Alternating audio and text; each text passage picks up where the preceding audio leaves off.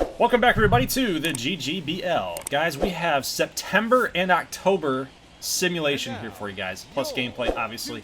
Got 8 games to cover tonight, and it's going to be a doozy because we have a lot of things happening within each division. The AL East is a tight one.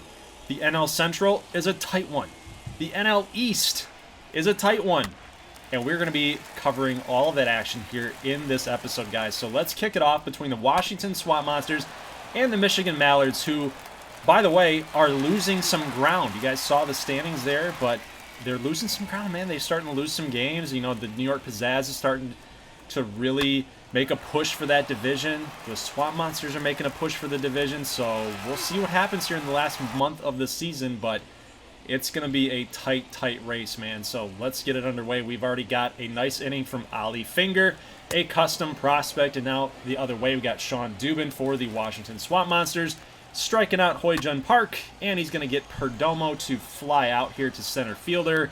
That's 2 quick outs for Sean Dubin. Next batter up will be Alex Bregman. He gets a little ground ball here to shortstop. That's going to be 3 up, 3 down for both pitchers in this matchup. Guys, a little reminder here, if you missed the games on Twitch, make sure you guys go out and check that out. If you want to see some actual full-on gameplay, you can even watch King try to hit some home runs. Alexander King, one of the top prospects in all of this GGBL, one of the custom prospects from year number 1. But he's going to just miss a home run, and then that turns into an out. A little later on, we do get a single back up the middle. Now, Matt Kemp comes through, gets a single to the right side of the field, moving the runner over. That is Brandon Lau. Next batter up, Steven Duggar. He's going to strike out against Finger. This is the top of the second inning, guys. Runners on the corners, and a little flooper, little fly ball to right fielder. That's going to be easy play being made out there to Daniel Palka or Dylan Carlson. One of the two.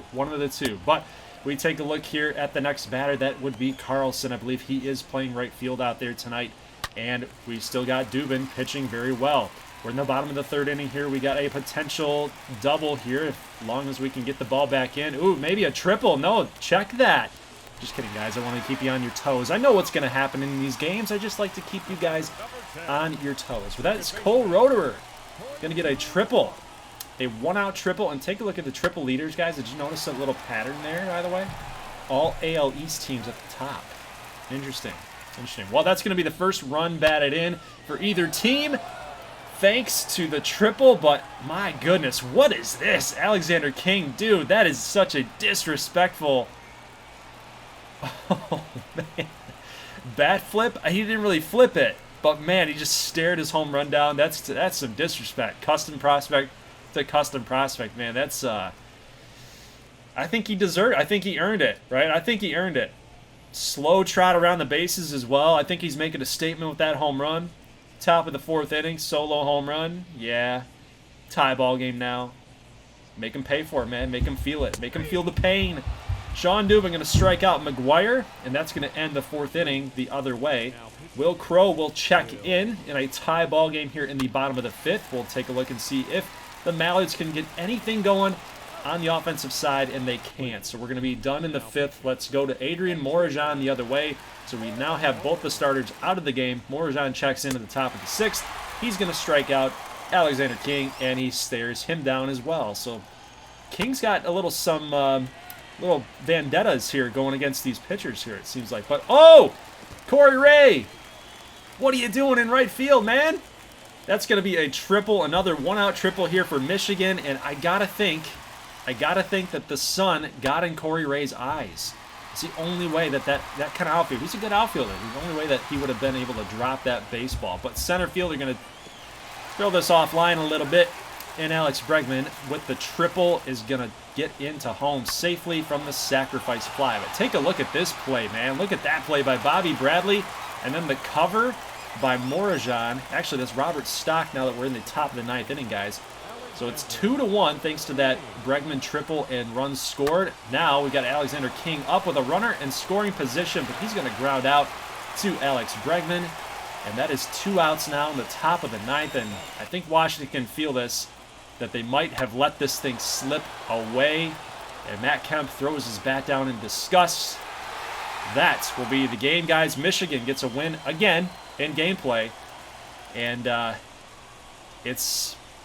we're going to see, man. There's a lot of baseball left to be played. There's a lot of baseball left to be played. It's just one game.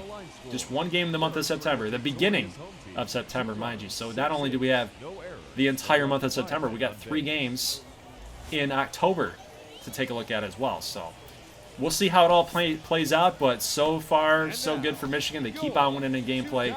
Kudos to those guys to get another dub here against Washington. All right, let's move out to this game here. Oh, we got the MLB logos. So now you guys can kind of see who replaced who, right?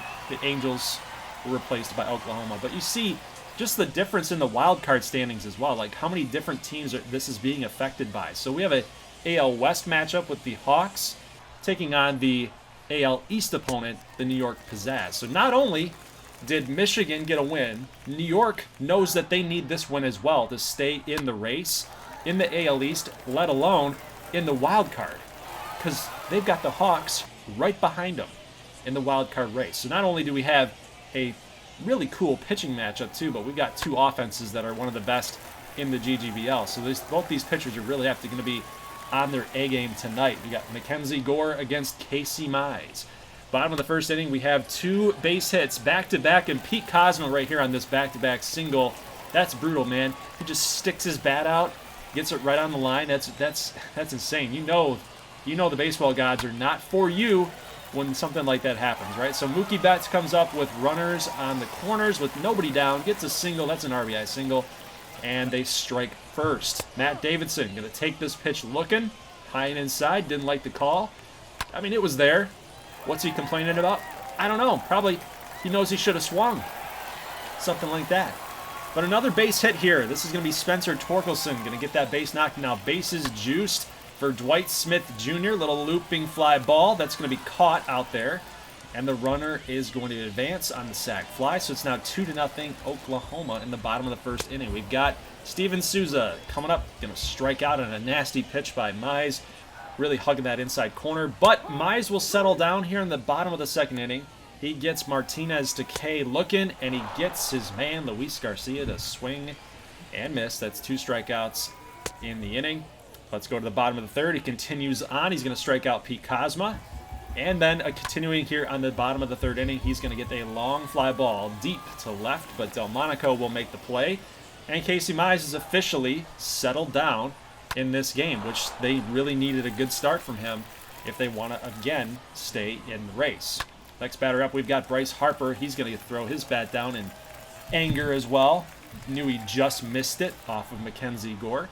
Next batter up, Nicky Delmonico here in the same inning, going to strike out, and Mackenzie Gore still pitching well as well. Only 1 hit given up by Gore, and again, Casey Mize settled down. However, let's go to the bottom of the 6th inning, and Matt Davidson going to hit a home run off of the lefty. So they made a change. And Matt Davidson made them pay for the matchup. You don't ever like that matchup, lefties on righties. Bryce Harper not really having himself a game, guys. It's the top of the 7th inning. It's already 3-0 thanks to that solo home run. And he's going to get out on a line drive in the shift. Otherwise would have been a base hit. Delmonico comes up, gets a single. We're still in the top of the 7th. Evan Longoria, base knock up the middle. So now New York has a little something cooking here. A home run will tie it. Ooh, starting to get a little interesting here. So Oklahoma with Jeffrey Passantino going to check in here. And he's going to take on Sam Travis, who lifts a little looping fly ball to center fielder. That's going to be caught. Nice play out there in center. Next batter up, Will Wilson takes a curveball, and he sends it to right field. Oh, what a play by Mookie Betts. That's a tough one, man. That's a tough one to read, and it's going to be slicing away from you. So good job by Mookie to make the play there, guys. We're already going to skip ahead to the top of the 9th inning as New York just can't seem to get anything going in their next couple of innings. Domingo Leyba checks in here to bat against Spencer Patton, and he already gets a fly ball out. He gets a ground ball out as well. And New York is down to their final out of this very, very pivotal game. And Bryce Harper was held off the base path the entire game.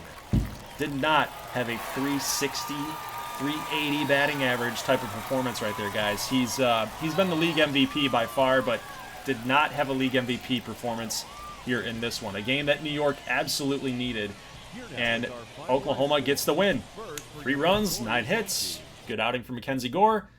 All around, just a very, very solid victory. All right, let's take a look at the AL West here with that Hawks win. They're a game back of the Firebirds, which is the team we're going to be checking out next, guys. They are at home against the Colorado Coyotes. So if you're keeping track of the records here, you would notice that we did simulate one game to get to this matchup because it's a pretty good matchup. You've got Brendan McKay, the lefty, with Colorado, and then you've got the lefty, Rico Ramos Jr. I think we've seen Rico Ramos like 3 times this year. He's been kind of on the struggle bus in gameplay for whatever reason, and even in sim, you know, he's a rookie. He'll get it figured out. A 4.68 ERA, 1.41. It's not terrible. It could be a lot worse than it is.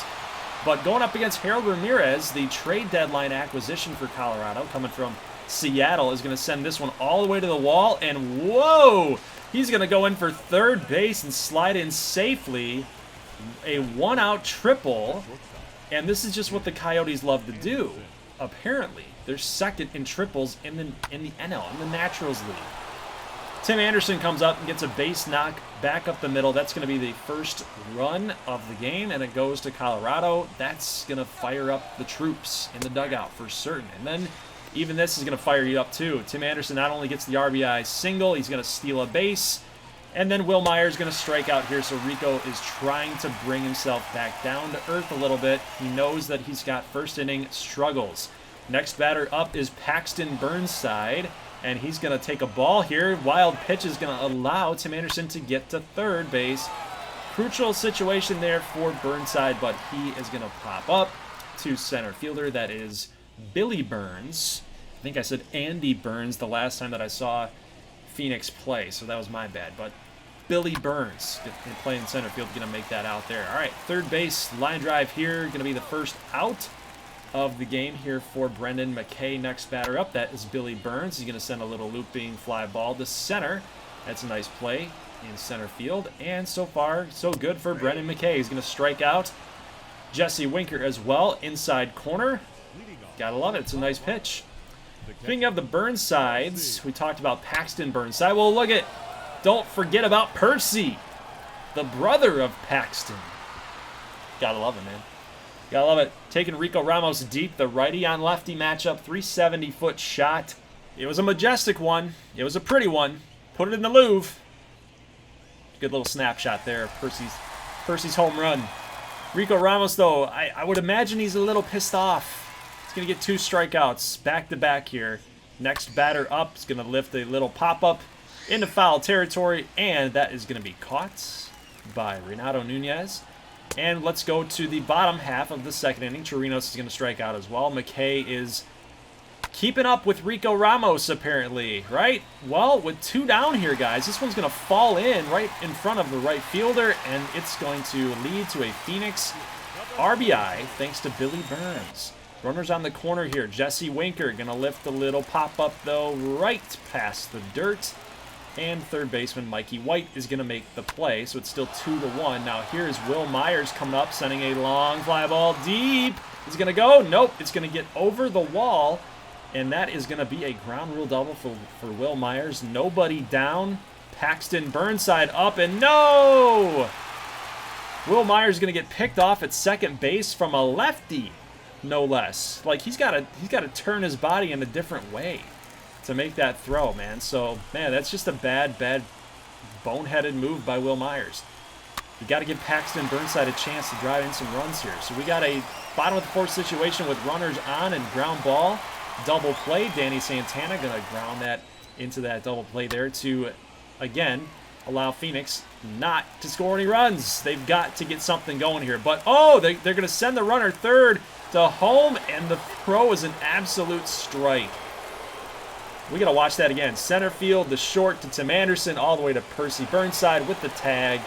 That's good defense all the way around for Colorado. So Phoenix, yet again, is just struggling to get the offense going. And maybe that's why they decided to send him, right? That's why they decided to send the guy. They haven't scored any runs. They got 1 run on the game.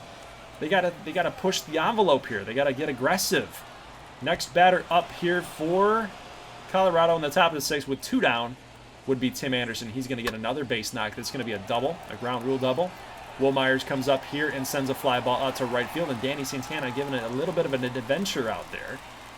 He's going to find a way to make the catch. But Taylor Williams checks in as we jump ahead, guys, to the bottom of the 6th inning. And Jesse Winker steps up. And this is a big out. It's a big bat to get. 0-0 count. That's going to go right through the shift. And look at this thing roll. It's like we're playing out here on the Masters greens. A golf course greens, man. I don't know what the heck that is, man. It just kept rolling and rolling and rolling all the way to the wall. It's a good job by Jesse Winker to roll in with a double, but Taylor Williams is locking it down here after that leadoff double. Chirinos is going to strike out again, and Charlie Culberson takes a walk. So maybe I spoke a little too soon. Bud Black giving a look. Maybe we got to make a move, and they do. Christopher Sanchez checks in. He's a lefty. And they like the lefty on righty matchup apparently against Danny Santana, and there's got to be a reason why it worked. Because Santana's going to strike out, and again, Phoenix can't capitalize with runners on scoring position. Let's go to the top of the 7th here. David Hess is going to get the first out in the top of the 7th. That is Paxton Burnside going to ground out. Next batter up, going to strike out. That's going to end the inning. Pedro Strop checks in. Let's jump ahead to the bottom of the 8th with 1 down and Jesse Winker up. After that double, the rolling double, I think he broke his bat there. I'm officially going to, I didn't see it, but I'm officially thinking that he broke his bat. Ground ball up the middle in the bottom of the 8th inning. Strop, who's known to have been kind of a head case in some circles, but Nunez is going to get a base hit here. Jose Devers is going to check in to be a pinch runner. And we've got a ground ball to the right side. That is going to right fielder Will Myers. He's going to fire it back in there to third. Make sure that no advance is being taken. And Luis Avilan going to check in, guys. 2.75 ERA. Pretty solid pitcher, man. Pretty solid pitcher. But, uh-oh. This is trouble. This isn't good. Phoenix! They finally get the monkey off their back. They hit a 3-run shot off of Luis Avilan. A lefty on righty matchup, and Charlie Culberson gives Phoenix the lead.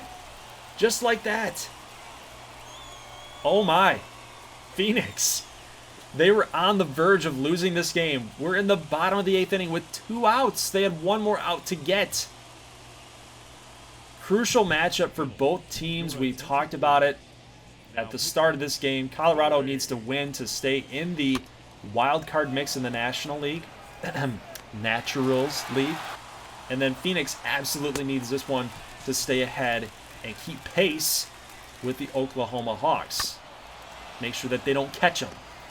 And Corey Knebel comes in and gets 3 straight outs. Nobody gets on base, and Phoenix gets the win.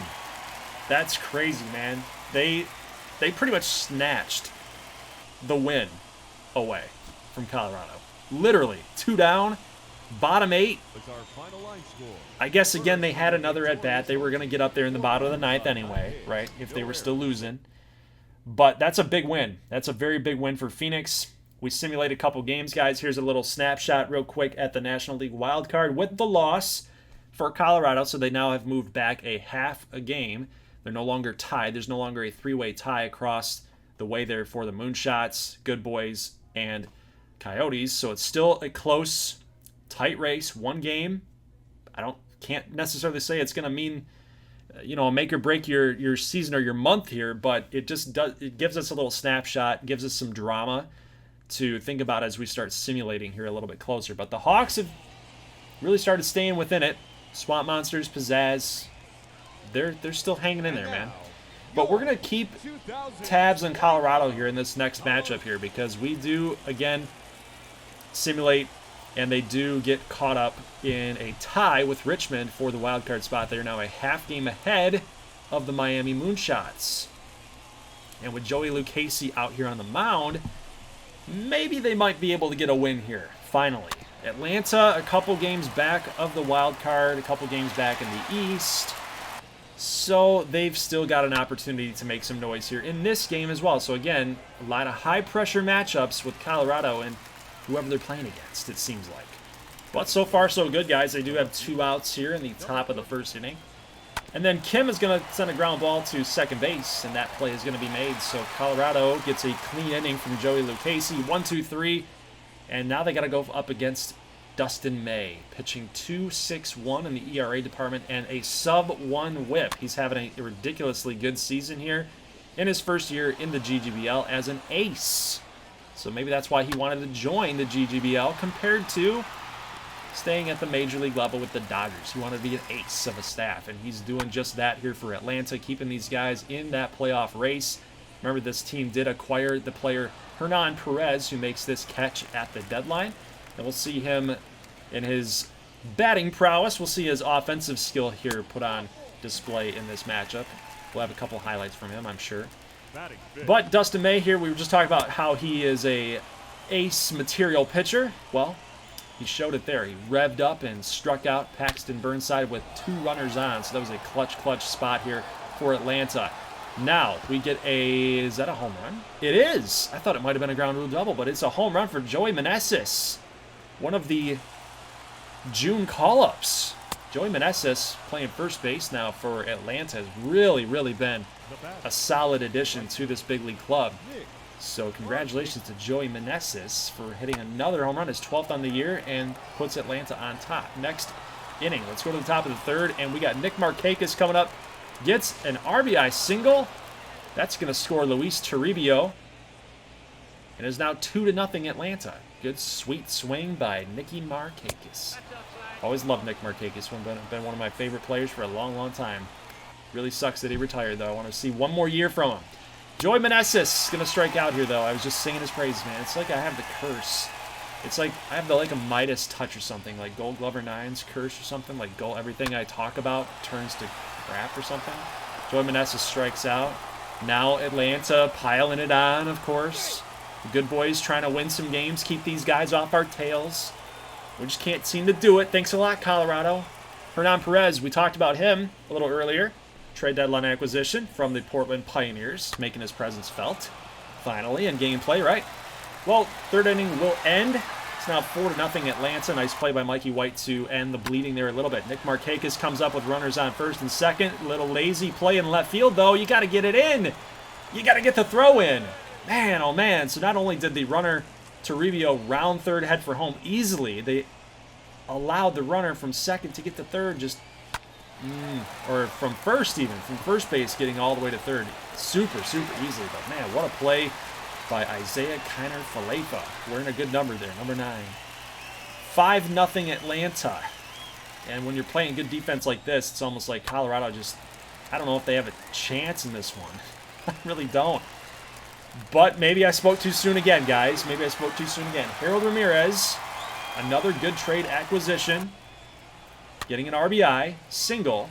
Let's jump to the bottom of the 7th inning. He lifts a little floater in front of Markakis, who makes a throw to home, but not in time here. And it's now 5-2 in the bottom of the 7th inning. So Colorado, you know, a 3-run shot here. They've got a chance. Tim Anderson in this opportunity, swings and misses. And then we're going to go to the bottom of the 9th, and look at this play by Luis Toribio. What a defensive play that was. Let's take one more quick look here. Bam! That's a great play. That is a great play. That was a surefire double right there. And who knows what would have happened then, right? Who knows? 2-run homer, makes it 5-4, totally changes the complexity of the ball game. But Jose Leclerc shuts it down, and it is a save and a win for Atlanta, and they are still hanging in there in the playoff mix.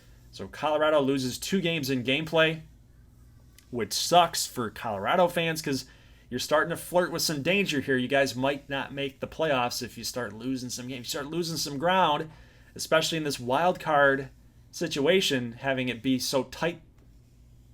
You never know. You never know.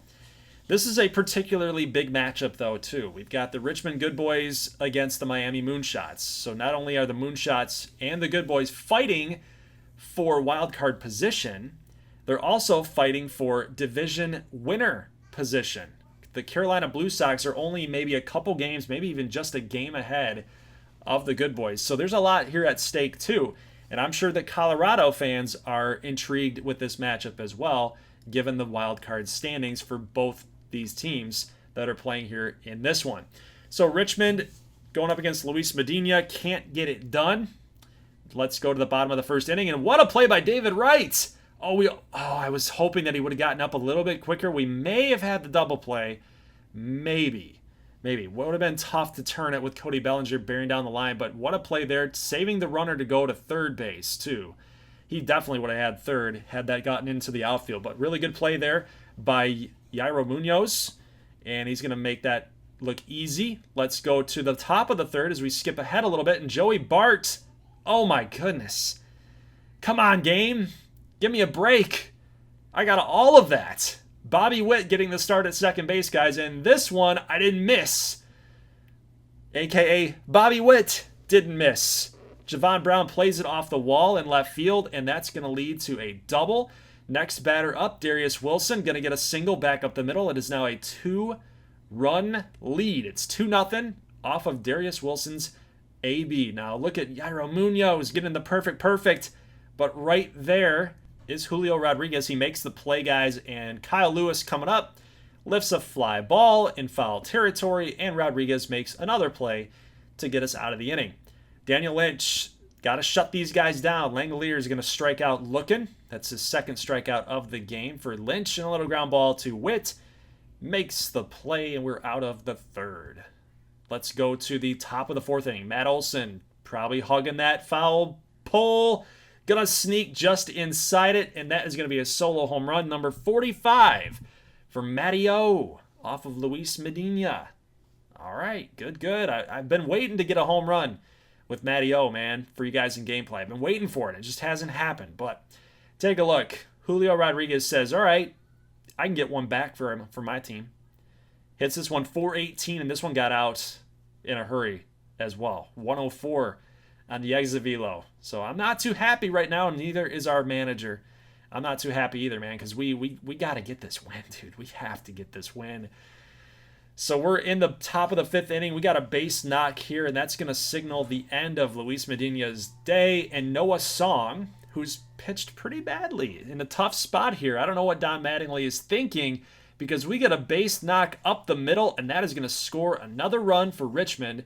So we get the Rodriguez home run right back. That's a good job by Kyle Lewis to get the RBI single. Matt Olson's going to take a walk and is now bases juiced with nobody down, and Mark Cana sends a long fly ball. It's floating out there. Javon Brown camps underneath it, makes the play, tosses it back in quickly. He's got a pretty strong arm out there to get that thing to third base on a line. Hopped a little bit in front of Brassow, but still got there, avoided us tagging up, taking the extra base, but the sac fly will score, guys. So it's 5-1. Little base knock here. Gonna restart Miami's offense. Now, Tovar, base knock up the middle. Kyle Lewis, guys, rounding third. Got to get a good throw off. It's gonna be close, but not in time. That's gonna score a run for Miami. It's now 5-2. Here's another base knock. Oh, I was hoping Wilson was gonna get there. Maybe a little dive would have saved it from getting to the outfield, but another throw from Kyle Lewis is a little bit off and a little bit late. It's 5-3 now. A little pop-up bunt. Ooh, we could have had a double play there if Joey Bart, maybe if that was closer to him, we would have had it. But either way, we've got one down and a little ground ball to Lynch. Back to Wilson, back to first. That's a double play, and the fifth inning is over. Let's jump all the way to the bottom of the ninth. It's still a 5-3 game, and Neo Zamora comes in and gets the first out. A 1-2 count pitch. He got his man. Gotta love it, guys. Now we've got Javon Brown, always a deadly hitter in the batter's box. We get him to fly out to center field. We've got two down. We've got one more out to go, and that's Flores. Gonna ground out to David Wright, and the game is over. Daniel Lynch gets a win. Richmond gets a win. Sorry, Miami fans. I'm sorry. I had to do it. I got to look out for my good boys, man. I got to look out for my good boys. So 9 hits scattered across. Only 6 hits for Miami. And just a good pitching performance. Good pitching performance. Good bullpen performance. And here we are. A little snapshot of what's ahead. We got some teams I want to stop on, like mainly St. Louis. They've got a tough stretch of playoff teams, guys. They've got L.A., they've got Richmond, they've got Houston, they've got Dallas in some circles. Like, this is going to be a tough road to hoe for a lot of these NL Central teams, guys. Like, look at the standings here in the Central right now. You've got the Hatters in first place. You've got the Swing with a game back. You've got the Maroons and the Copperheads 2 games back. But probably the most surprising thing in that whole look was the Swing.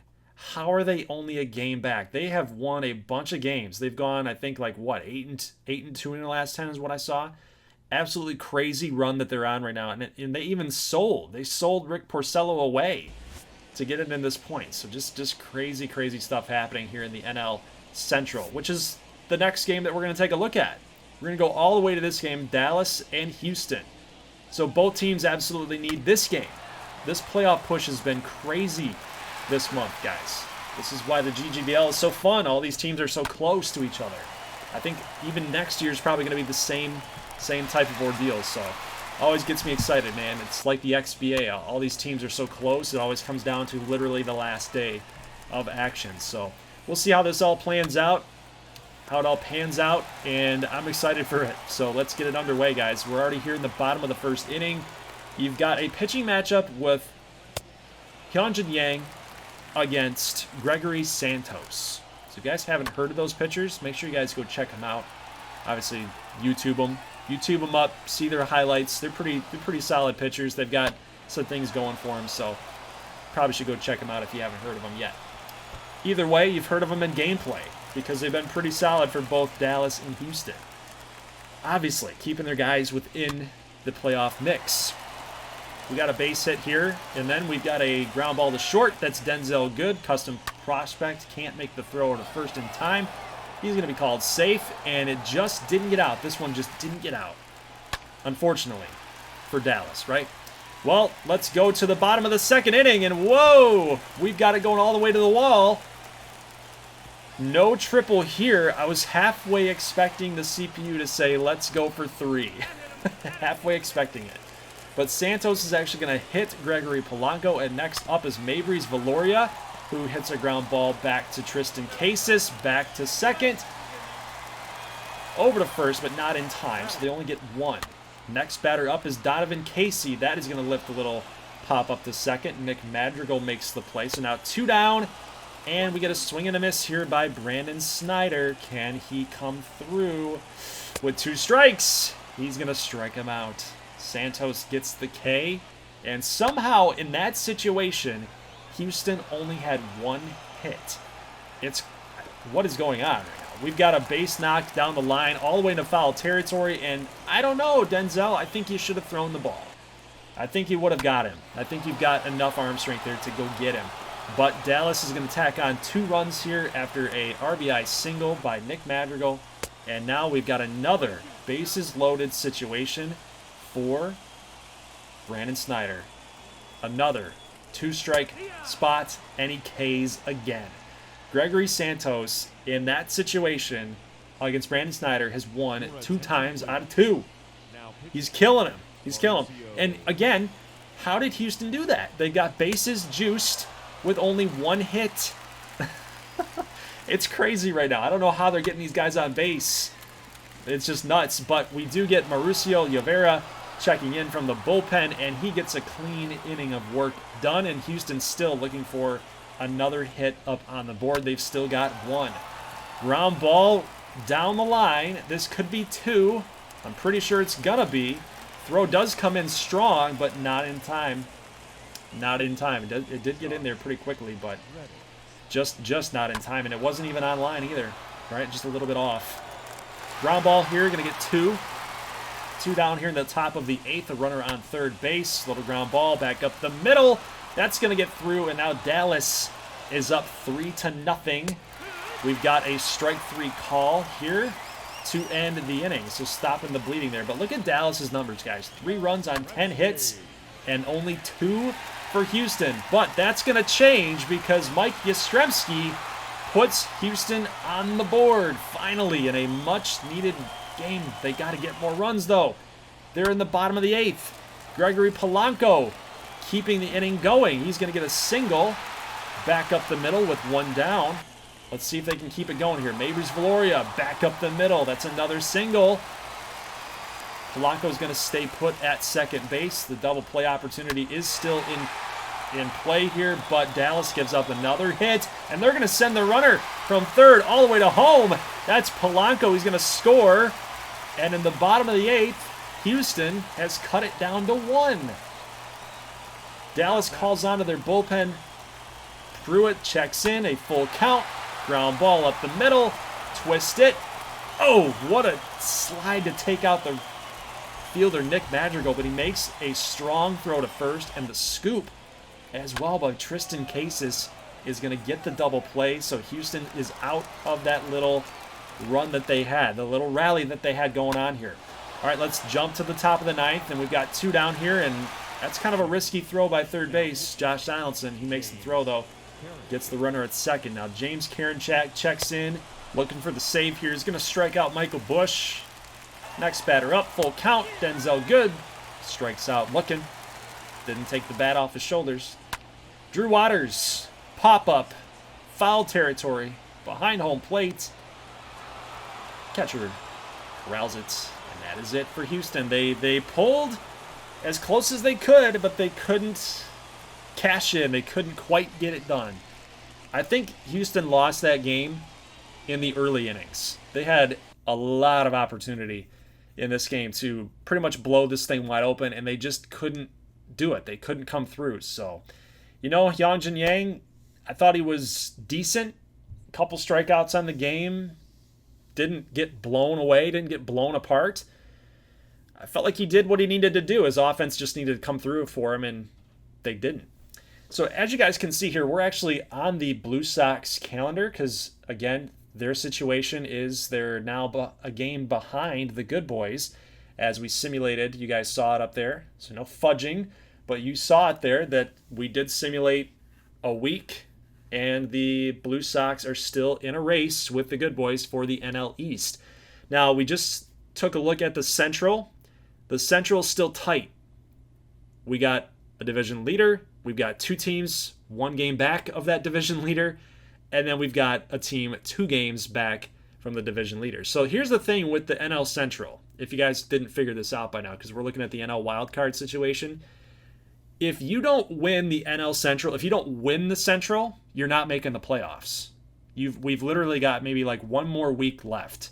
You're not making the playoffs if you don't win your division. That wild card between the West and the East is just so stacked right now and just so crowded. There's a lot of chips that got to fall your way if you want to make the playoffs that way. But we already saw some division winners. The Chicago Breeze, right? So congratulations to them for locking up the AL Central.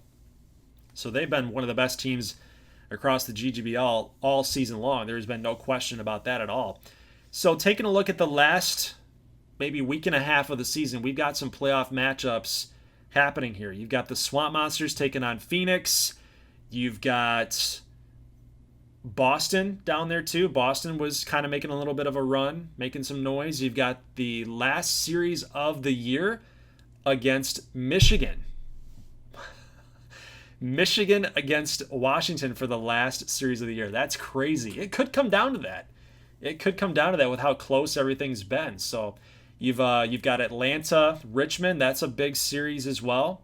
And we're actually going to go ahead and simulate a couple games because this is a very long video, guys. I can't show you every single matchup. We wouldn't get through it, man. We wouldn't get through it. But simming a couple games, you guys see the updated standings here. The Good Boys still in first place, but we're tied now with the Blue Sox. So we lost a game. They picked up a game on us. And the Swamp Monsters and the Pizzazz, no matter what happens, they're in. They still have a chance to win their own division. And the Mallards, I think, also have a chance to win their own division. But all 3 are not guaranteed to make the playoffs. Only 2 of them are guaranteed to make the playoffs as it stands now after that simulation. But Carolina beats Colorado 2 games in a row here. Updated standings up on your screen. The Good Boys have made the playoffs. The Blue Sox have made the playoffs. We've still got a couple games left, though. So division is still on the line. The East, the AL East, the division is still on the line. You can see it here, right? Pizzazz are in, Mallards are in, Swamp Monsters are in, but there's still a couple more games left to be played, so anything can happen. Again, same thing here with the NL. The wild card, Coyotes could still do it. The Sting could still mathematically do it. But no matter what, Good Boys and Blue Sox are guaranteed to make the playoffs. LA Knights clinched their division as well. They're in. Hatters in that Central, they're kind of gaining ground there on the Sting and the Maroons. Copperhead's kind of falling back a little bit, though. So we are now in the final 3 games of the season. We're in October. I'm going to go ahead and simulate just to see if we're going to get to a situation where we have a tie or we have a game that really, really means something. We have a win there for the Swamp Monsters over the Mallards. That's a big one. They also get another win in simulation over the Mallards. So the Mallards are officially out of the race to win the division. That's crazy because they led that division all year long until the very final draw, till the very final series. They just lost it. So they couldn't quite get it done. Now, as far as Richmond goes here in the East, we are now 1 game back of the division lead for the Blue Sox. So not only do we have to win, the Blue Sox have to lose, then we might get into a 1-game playoff scenario with those guys to determine the division winner. Same thing here for the Central. You've got Dallas and St. Louis tied in the division. They happen to play each other in game 162. So what does this mean? You've also got the Cy Young Award to worry about too. This could be a battle for who's going to win the Cy Young Award. Not just who's going to win the division, but who's going to win the Cy Young Award. And not only those two things, but you guys saw the NL wildcard standings. No matter what happens, if whoever wins or loses this game, no matter what happens, you can't get into the wild card. You can't. You have to win this game to win the division, and by winning the division, you go to the playoffs. That's what's on the line here in this matchup. So the loser goes home. The loser goes home. 1 game would separate you from being a division winner or not, and you're going home if you lose. Just absolutely crazy what's on the line here in this game, but so far Shane Bieber, solid inning, gets through it very easily. Let's take a look here at Jacob deGrom. Now you got a base hit by Darnell Sweeney up the middle. And the first batter is on for St. Louis. Now he's going to take off and take a stolen base, take an extra base on Dallas. Strike 3 called, high and inside. Now Joey Wendell coming up. And we have got, oh, Sweeney's taken off. He's going to be safe at third base with 1 down. And Wendell sends a fly ball. And, oh, man, Sweeney didn't even think about tagging at all. He knew that was going to drop in. So he scores. Andrew Donovan, the rookie, is going to take a walk here. And now you've got runners on first and second with Kyle Tucker up. He's going to swing and a miss. Duran faces deGrom, and he sends a ground ball here to second. And Madrigal takes, I don't know, just throw to first, man. Just throw to first. Sometimes the CPU's decision-making is a little odd here. But here's a deep fly ball. Sweeney giving chase. He's a really good outfielder out there. He's got a ton of speed. And the 3rd inning is over. Let's go to the top of the 4th. Double play started. Double play turned. 2 outs in the top 4th. Josh Reddick comes up. Ground ball to first. Little bobble. But makes the play regardless. Still a 1-0 lead here for St. Louis. Let's go to the bottom 4. And this one might fall in. It does. And oh, Duran. He's going to take second. Wow. What a hustle play by Jarren Duran. And look at, he's going to take off from second, round third, and head for home. And Chad De La Guerra comes up with an RBI single. Rodriguez comes up and lifts a little fly ball. This one might fall in too. I mean, look, we got a runner on. He's already rounding second. He knew this one was going to fall in as well. So that's going to do it for Jacob deGrom. Not even through 5 innings. Wendell's going to get a walk here. Now Andrew Donovan comes up. The rookie with 1 down. He sends a ground ball to first. Casas got to hurry. He throws to second, makes the play, but Donovan going to be called safe at first base, guys. Kyle Tucker sends a line drive to left field, and another run is going to score, guys. It's 4-0 St. Louis. Jarren Duran comes up and swings and misses, but the damage has been done. It's 4-0. Let's go to the top of the 6th inning. Shane Bieber is still out there. Derek Carroll, the custom player, going to draw a walk. And now Owen Miller comes up and sends a ground ball right past third base. Now here comes Sweeney. Got to get the throw. But that's definitely not going to be in time, guys. So Dallas is going to score. And that's going to do it for Shane Bieber. So both these guys, kind of short outings. Kind of short outings today. But whoa! Oh my goodness! What a play! That shortstop, what a play! Alfredo Rodriguez may have saved the game right there.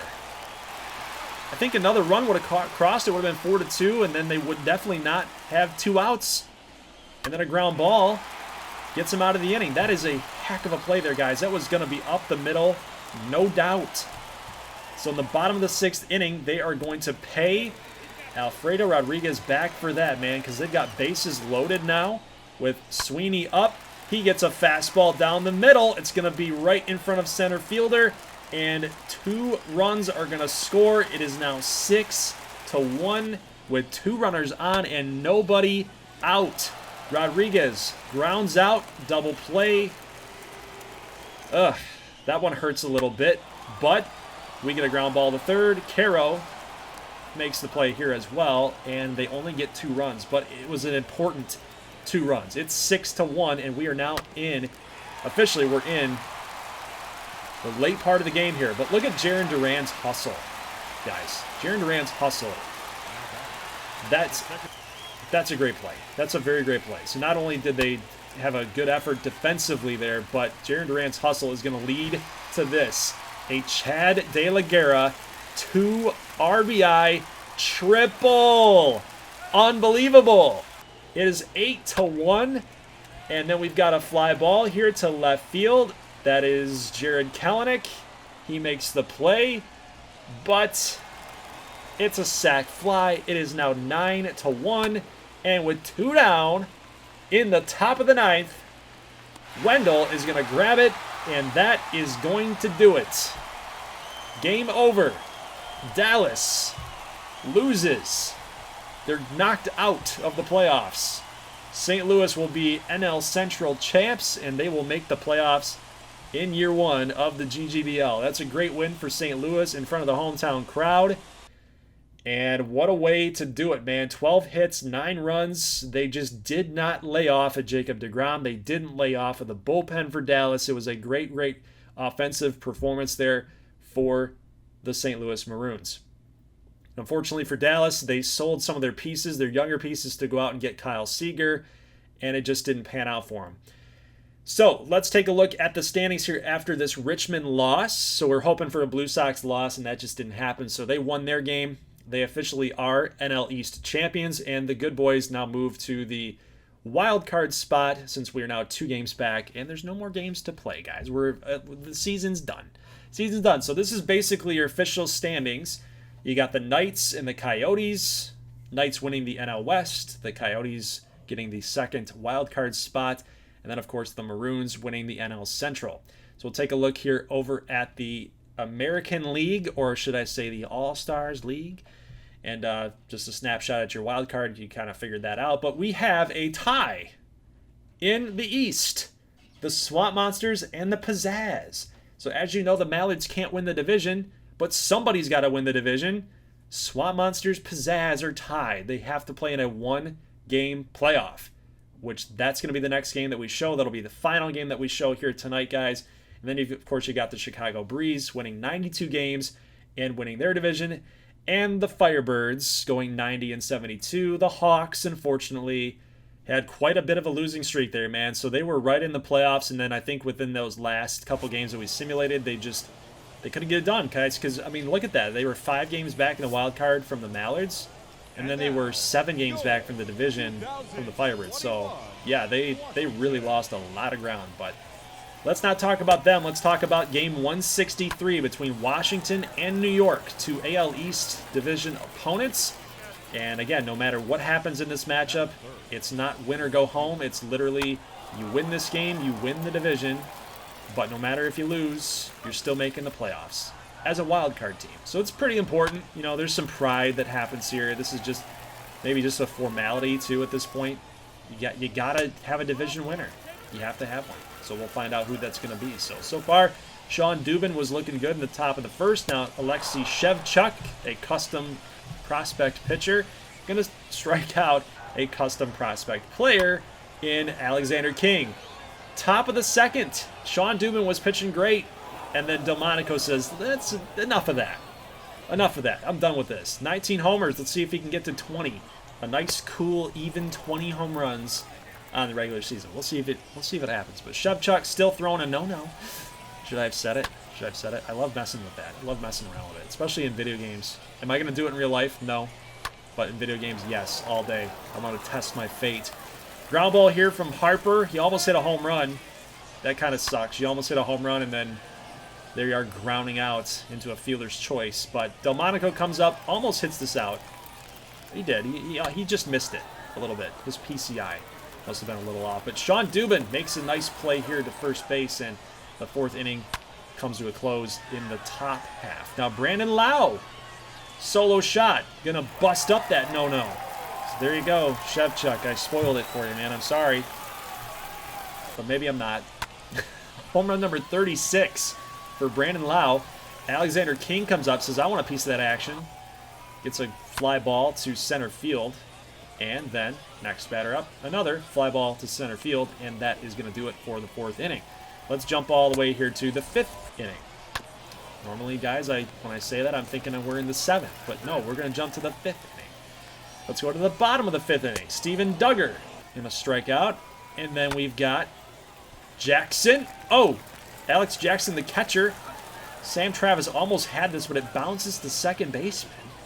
And then goes to first for the out. Just a weird play. But look at the line score. Do you see that? One hit for both teams. One run for both teams. So both hits were solo shots. Just kind of funny. But here's Evan Longoria getting a one-out double here in the top of the sixth inning to get New York started. A little mini rally, a little mini opportunity here. But a little ground ball to second. But Brandon Lau, dude, you got to corral it.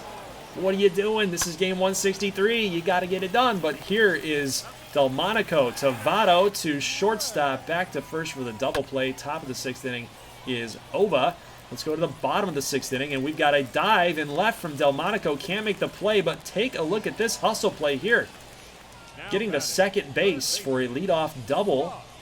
Now Robbie De La Rosa going to come on out here, guys, and with two down now in the sixth inning, he walks Brandon Lau. And up comes Alexander King. And not a home run, but is Sam Travis going to make the play? No, it's going to fall right in between him and Bryce Harper. And a run will score with 2 outs. Everybody's running. So you knew that that was going to happen there. And now a line drive base hit from Matt Kemp. Going to score 2. A 2 RBI single there. And Ruby De La Rosa getting lit up now. We got another base hit. It's 4-1. Harper fires this thing to third. Says, I've had enough of this advancing stuff. All these runners being aggressive. I've had enough of it. And a little ground ball here to second makes the play, and New York is out of it. But not before all that damage was done. We're jumping all the way here now, guys, to the top of the ninth inning. Can New York get a little bit of a rally going? Ground ball to second. Lau makes this play. There's 2 down. 2 down. Sam Travis. 0-1 count. Base hit. Okay, 4-1. Base knock. Let's see what they can do here. Strike 3. It's official. It's in the books. Washington, congratulations on winning the AL East in year number 1 of the GGBL. Congratulations. Unfortunately for New York, we try again next year, but you guys are a good team. And again, nothing to really worry about. You guys are in the playoffs no matter what happens, so. Close game all the way around. Good pitching performances across the board. Bullpen was solid. You know, only 5 hits. Only 5 hits. You know, Ruby De La Rosa can't. I don't want to saddle him for the loss here. I think that offense for the Pizzazz needed to be a little bit better against Sean Dubin. Of anybody, I feel like he should have been the guy that gets tagged for some more runs. Should have been better. Plus, Bryce Harper, like I mentioned, was just not like existent in the last 2 games that we saw. So there's, up on your screen are the standings across the way for all the divisions. So in case you guys really want to get, you know, nitty gritty with it and deep dive with it, that's what it looks like. That's how it all shook out. And up on your screen, you will see the playoff bracket. So officially, we are now opening up a year 2 custom prospect submission form, open submission form. This will be for 60 overall C potential players. If you've already won a prospect or if you're a patron, you can still get randomly selected as an open submission prospect. So go ahead and fill that out, guys. I will be emailing people shortly if you got in.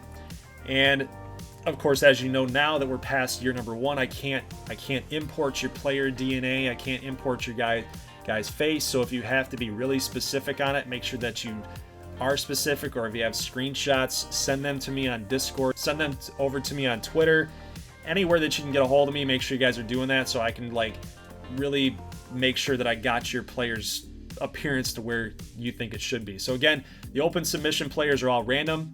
Patron prospects are all chosen based on your dollar amount of donation per month. So $20 or 75A, $10 or 70B, so on and so forth. So that is custom prospect talk. Now, what I would like to talk to you guys about here as well is with this bracket challenge, I'm opening up a contest to win a 70 overall B potential custom prospect for year number 2. So I'm going to take the top 5 winners from this contest, and that way you guys can compete for a custom prospect of that caliber. So how this is going to work is, guys, fill out the Google form below. Make sure you're picking your winners. If it's Michigan or New York, let's say Michigan wins, you get a point, right? So let's say you got Michigan against Chicago. You pick Chicago and they win, you get another point. So basically I have 2 points in the AL side of things. However many points that you guys get at the very end, that's going to be your point total. And I'm going to determine a top 5 list. If there's a tie, there's a question at the very, very end. So make sure you guys are filling this out because it's very important. Make sure you guys are filling out the how many runs do you think are going to be scored in the World Series in total. So if it goes 7 games, there's going to be a lot of runs scored. So it's purely a guess. It's a tiebreaker for a reason. It's random. Just throw a number out there, see if it happens, see if it works. Maybe go back and look at some World Series games in real life and see how many runs were scored in 7 games, how many runs were scored in game 6s and things like that. Do some research on it. Give yourself a good chance to win if you get there, if you get in that spot. So of course it's all chance anyway, but you never can be too cautious. So guys, that's it. If you have any questions, leave them in the comment section below. I'll do my best to get them answered. But very fun episode, very long episode. I'm thankful that you guys were here to watch it all. And leave a like if you like this thing. I will see you over on Friday on the Purple platform to go take a look at these games that are going to be live streamed. Now, one last thing before I go, I want to talk to you guys about the Richmond, Colorado game. So obviously when there's a user playing in pretty much a CPU sim league, like Phoenix and Washington will be simulated, St. Louis, the Knights will be simulated. We'll watch those games. Whenever you throw a user in there, it kind of gets a little sticky, right? So do I want to win the league? Yeah, but am I going to feel bad about it? Yeah, maybe. So I want this game to be not the hardest thing I've ever done, but I want it to be difficult. I want it to be a grind. And I want you guys to let me know in the comment section if you have sliders that you think that I would like to use or that I should use for this game, or if you have suggestions on how to make it more difficult. I would be open to that. I really want to feel like I earned this victory if I do win it, right? So I really want to feel that. And I think you guys do too. I don't think you guys want to see all of this action all year long for the last, like, what, month of GGBL action, and then have the user ultimately win the championship, right? It's kind of cheesy a little bit, but I'm gonna do my best anyway for you good boys fans out there to win the whole dang thing. I'm not gonna quit. I'm not gonna give up. I'm not gonna take the CPU lightly, but I do want it to be more difficult on me, so I don't just run roughshod over the whole entire bracket. So guys, leave a like if you like this thing. Let me know in the comment section what you think about that. Make sure you guys are filling out the forms for open submission for your prospect, and of course playing in the GGBL World Series Playoff Bracket Challenge, and I will make sure that I'm emailing you guys if you won and where you placed. So again, I'm taking top 5 winners, and that's all I got for you guys. I'm signing off. Thank you for watching. Leave a like if you like this thing. As always, peace.